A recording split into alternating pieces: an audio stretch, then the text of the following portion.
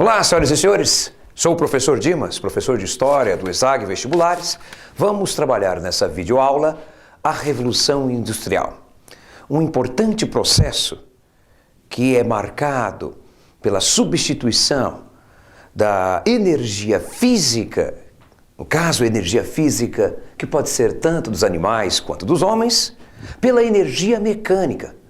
Na verdade, podemos definir Revolução Industrial como um conjunto de transformações no processo produtivo caracterizadas justamente pela mecanização. A mecanização da produção, ou seja, a introdução das máquinas no processo produtivo.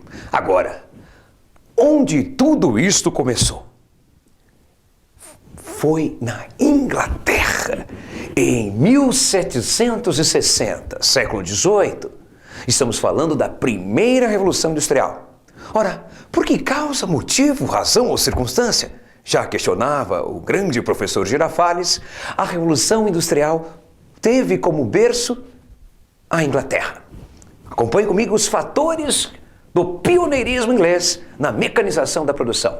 Primeiro, é necessário ter capital, e a Inglaterra foi competente no processo de acumulação primitiva de capitais, com o comércio marítimo, com a exploração de suas colônias, principalmente com o apoio dos corsários, aqueles piratas legalizados, de carteirinha, digamos assim, que tinham o aval da coroa, a chamada Carta do Corso, para saquear embarcações de nações inimigas da Espanha, principalmente embarcações espanholas. Associada a isso, temos também a ética protestante. Ora, não se esqueça que a Inglaterra é majoritariamente protestante. A questão da predestinação associada à salvação.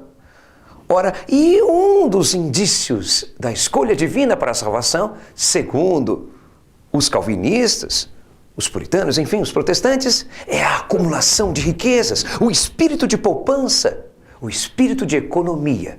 Ora, isso de certa forma estimula este processo de acumulação primitiva de capitais. Temos também matérias-primas. Ora, você não faz uma revolução industrial se não tiver ferro, se não tiver carvão mineral. E a Inglaterra possuía tudo isso. A Inglaterra também possuía mão de obra. Uma mão de obra que era abundante e barata.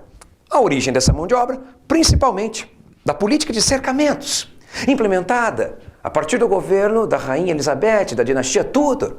Ela que vai expulsar, ou a partir do seu governo, ocorre a expulsão dos camponeses das chamadas terras comunais.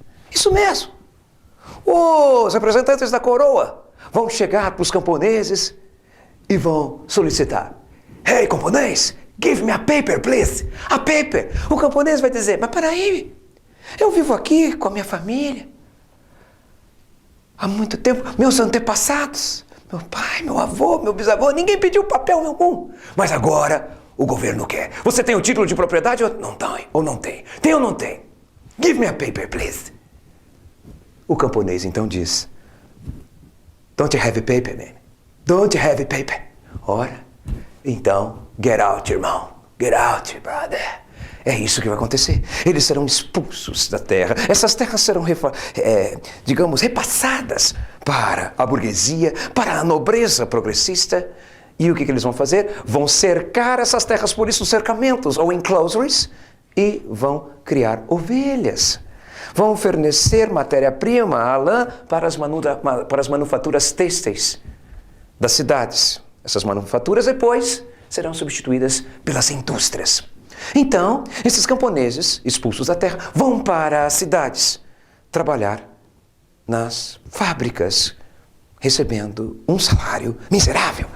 Temos também a burguesia no poder. Ora, desde o final do século XVII, com a Revolução Gloriosa, a burguesia era na Inglaterra uma classe não só economicamente poderosa, mas também politicamente hegemônica, poderosa. Ela dominava o parlamento inglês.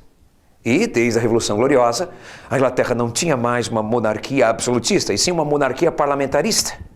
E é a burguesia que dominava o parlamento, inclusive escolhendo o primeiro-ministro. Não se esqueça do lema: da Revolução Gloriosa. O rei reina, mas não governa. Quem governa é o parlamento, e o parlamento é dominado pela burguesia. Isso ajuda muito o processo de revolução industrial, até porque a burguesia vai estar no poder e, dessa forma, adotar medidas que vão favorecer os seus negócios. E temos também a supremacia naval. A Inglaterra já era, à época, a senhora dos mares. Isso é muito importante quando você quer ter acesso a novas fontes de matérias-primas e também a novos mercados consumidores. Agora acompanhe comigo algumas características, as mais importantes, da primeira Revolução Industrial. Aqui estão elas. As matérias-primas da primeira Revolução Industrial são o ferro, o carvão mineral e o algodão. Não se esqueça que o primeiro setor a receber máquinas e se desenvolver é o setor têxtil. E a Inglaterra possuía algodão oriundo de suas colônias na América. Ora, a energia a ser utilizada, a primeira fonte de energia, a primeira forma de energia é a energia a vapor, graças ao aperfeiçoamento da máquina a vapor por James Watt. Temos também o setor têxtil, como acabei de falar.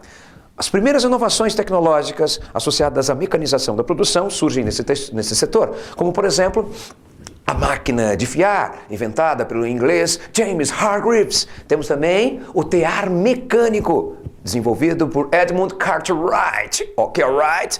Aqui temos a formação do proletariado. Ora, surge uma nova classe social. Uma classe que possui apenas a sua mão de obra, o proletariado.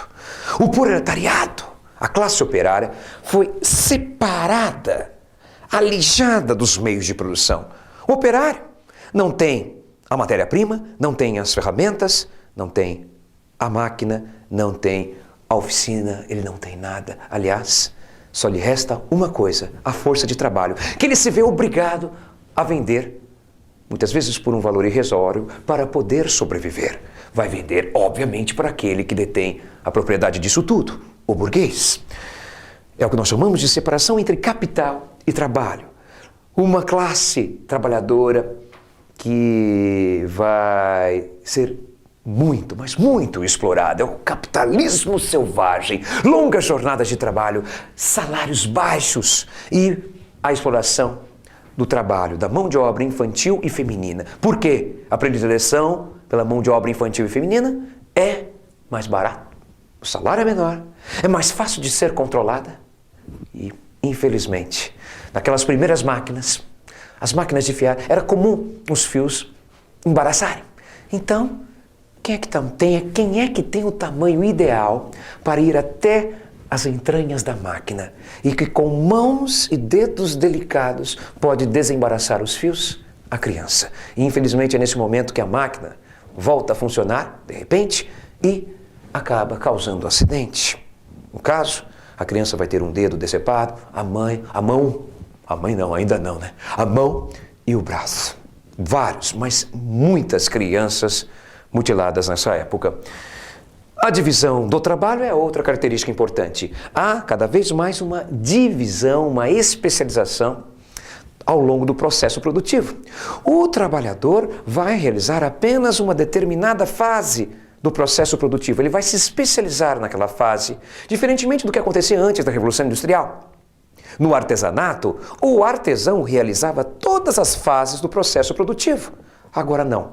O trabalhador é tão especializado que ele acaba passando por um processo de alienação. Como assim alienação?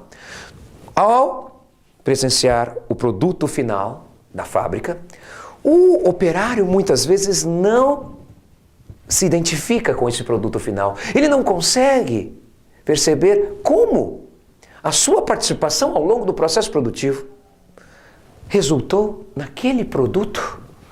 Ou seja, a alienação significa que o operário não tem a noção, a consciência do processo, e sim conhece apenas uma determinada fase. Além disso, esse é um período também marcado pelo crescimento das cidades, a urbanização, até porque essas cidades crescem às margens das fábricas. Grandes centros fabris vão dar origem a grandes cidades, como Newcastle, na Inglaterra, Liverpool, Ora, cidades que vão crescer de forma desordenada, sem nenhum planejamento, e os problemas surgirão. É o caso da poluição do ar, a poluição dos rios. O exemplo é o rio Tâmisa, um dos rios mais poluídos do mundo à época. Só foi despoluído porque o parlamento fica lá do lado. Os governantes já não aguentavam mais, os parlamentares já não aguentavam mais o cheiro insuportável que vinha daquele rio. Hoje é um rio limpo. Temos também a questão dos bairros operários, bairros que não têm condição digna, que não são servidos por saneamento básico, por exemplo. São cortiços em que vivem várias famílias, são locais insalubres, são locais propícios para a promiscuidade.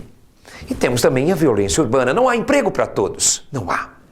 E alguns podem até preferir formas alternativas de sobrevivência. E temos a reação dos operários a tudo isso.